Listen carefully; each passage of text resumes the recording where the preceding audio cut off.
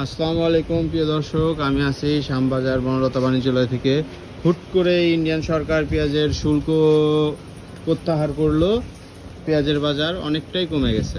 যেমন 102 টাকা 3 টাকা ছিল, এখন 95 টাকা 90 টাকা আমরা পেঁয়াজ বিক্রি করতেছি। 90 থেকে 95 টাকা পেঁয়াজ বিক্রি করতেছি।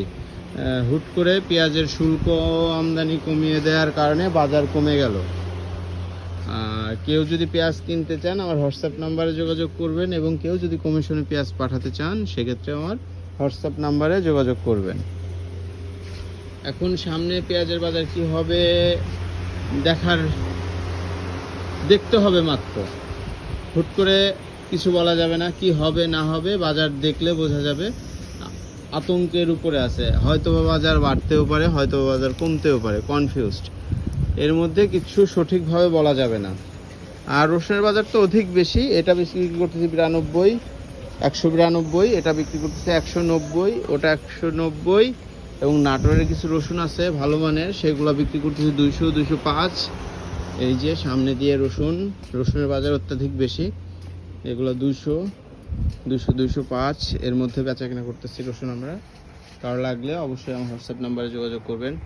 এবং বিভিন্ন কোয়ালিটির হলুদ আছে আমাদের কাছে। নাটোরের কুচি আছে, নাটোরের হলুদ আছে। নাটোরের কুচি যে হলুদটা আছে আপনারা নিতে পারবেন 250 টাকা 1 নম্বর কুচিটা। এবং ইন্ডিয়ান ছড় 777 জেপি গোল্ড, এই যে জেপি গোল্ড একদম বাছাইকৃত, এটা আপনারা নিতে পারবেন 245 টাকা। এদিকেও আছে, এদিকে আছে মোথা হলুদ, গুটি হলুদ যাকে বলে।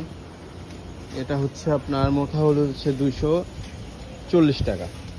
এই যে নাটোরের কুচি আছে, নাটোরের 1 নম্বর কুচি 245 টাকা। এই হচ্ছে হলুদের বাজার।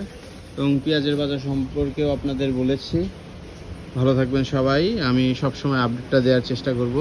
আমার ইউটিউব চ্যানেলে সবাই সাবস্ক্রাইব করবেন আশা করি, এবং পাশে থাকবেন।